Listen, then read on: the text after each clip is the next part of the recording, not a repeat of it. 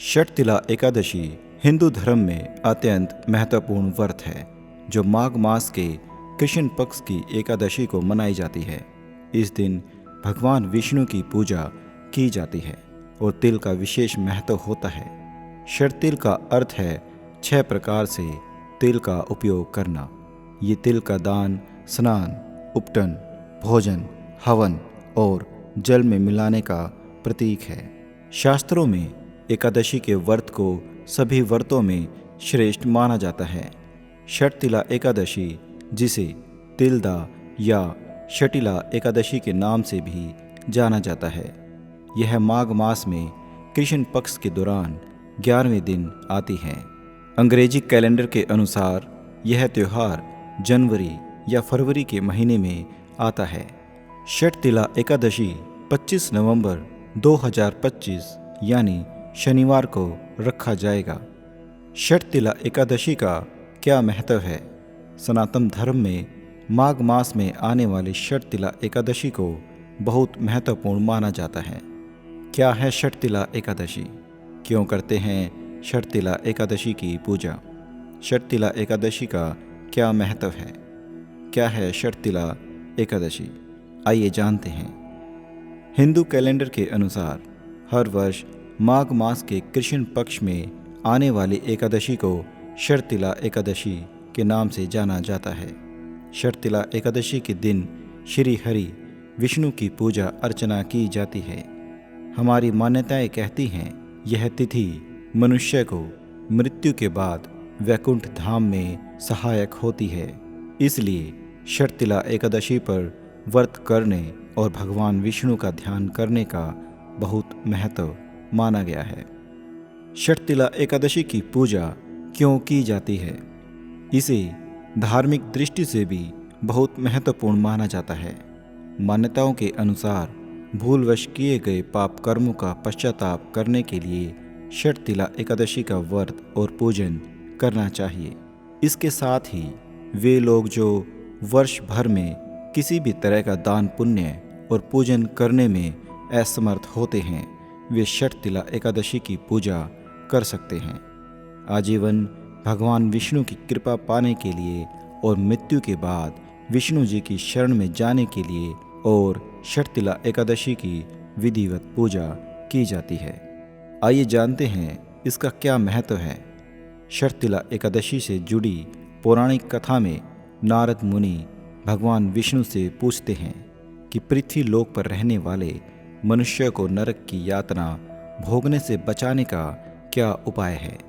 तब भगवान विष्णु ने नारद जी को षटतिला एकादशी की महिमा कहकर सुनाई कि जो मनुष्य सदा मेरी शरण में रहना चाहते हैं उनके लिए षटतिला एकादशी एक शुभ अवसर होता है। पद्म पुराण में भी वर्णन मिलता है कि षटतिला एकादशी पर किया गया दान, पूजा और व्रत का लाभ कन्यादान और स्वर्ण दान के बराबर पुण्य फलदायी होता है। हजारों वर्षों की तपस्या से जो फल प्राप्त होता है वही फल एकमात्र षटतिला एकादशी का व्रत करने से मिल जाता है। साथ ही अगर आप षटतिला एकादशी के दिन व्रत नहीं भी रख पाते हैं तब भी आप उनकी पूजन करके और दान में तिल का प्रयोग कर सकते हैं। मान्यताओं के अनुसार इस एकादशी पर भक्तों द्वारा किया गया तिल का दान और विभिन्न तरह से किया गया तिल का उपयोग बेहद महत्वपूर्ण होता है। षटतिला एकादशी की पूजा सामग्री क्या क्या होनी चाहिए? सनातन व्रतों में एकादशी पर भगवान विष्णु की पूजा का विधान है। इस दिन संपूर्ण विधि और उचित सामग्री के साथ पूजा करना अत्यंत फलदायक होता है।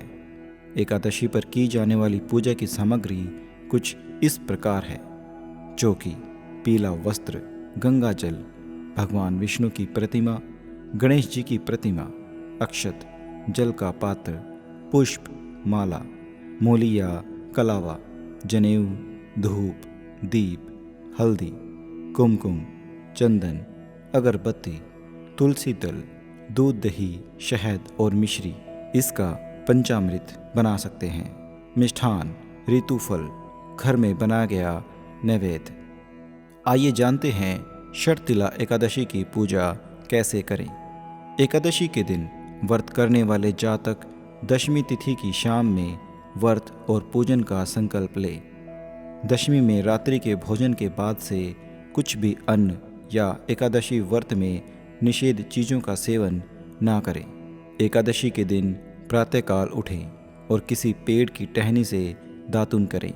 इसके बाद नित्य कर्मों से निवृत्त होकर स्नान करें। स्नान करते समय पानी में गंगा जल मिला लें। स्नान के बाद स्वच्छ वस्त्र धारण करें। स्वयं को चंदन का तिलक करें। अब भगवान सूर्य नारायण को अर्घ दें और नमस्कार करते हुए आपके व्रत और पूजा को सफल बनाने की प्रार्थना करें। अब पूजा करने के लिए सभी सामग्री इकट्ठा करें और पूजा शुरू करें। एकादशी की पूजा विधि कैसे की जाती है?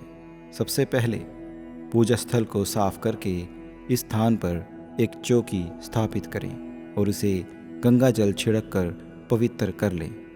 इसके बाद चौकी पर एक पीला वस्त्र बिछा दें। इस चौकी के दाईं ओर एक दीप प्रज्वलित कर दें। चौकी के सामने एक साफ आसन बिछाकर बैठ जाएं।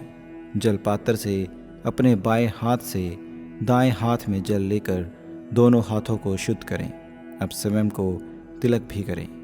अब चौकी पर अक्षत के कुछ दाने आसन के रूप में डाल दें और इस पर गणेश जी को विराजित कर दें। इसके बाद चौकी पर भगवान विष्णु की प्रतिमा या तस्वीर को स्थापित करें। अब स्नान के रूप में एक जल पात्र से पुष्प की सहायता से जल लेकर भगवान गणेश और विष्णु पर छिड़क दें।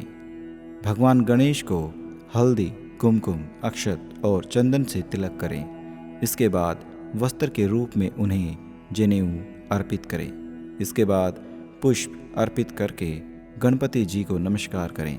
भगवान विष्णु को रोली चंदन का तिलक करें। कुमकुम, हल्दी और अक्षत भी चढ़ाएं। अब ओम नमो भगवते वासुदेवाय नमः मंत्र का जाप करते हुए श्री हरि को पुष्प, जनेऊ और माला अर्पित करें। भगवान विष्णु को पंचामृत में तुलसी डालकर अर्पित करें। चूँकि भगवान विष्णु को तुलसी अति प्रिय है, इसलिए भगवान के भोग में तुलसी को अवश्य शामिल करें। इसमें जो तुलसी हैं वो गणेश जी को अर्पित ना करें। इसके बाद भोग में मिष्ठान और ऋतुफल अर्पित करें। विष्णु सहस्त्रनाम या श्री हरि स्तोत्रम का पाठ करें। अंत में भगवान विष्णु की आरती करें। अब सभी लोगों में जो प्रसाद भगवान को चढ़ाया गया था वो सभी में वितरित कर दें। इस तरह आपकी एकादशी की पूजा संपन्न होगी। इस पूजा को करने से आपको भगवान विष्णु की कृपा निश्चित प्राप्त होगी। इसी के साथ हम आशा करते हैं कि आपको इस शुभ तिथि का लाभ अवश्य मिले और आप श्री हरि की कृपा सदा के लिए बटोरने लगे। अगर आपको हमारी वीडियो अच्छी लगे तो आप हमारे YouTube चैनल को सब्सक्राइब ज़रूर कर दें। साथ में लाइक, शेयर और कमेंट भी अवश्य कर दें। राधे कृष्णा।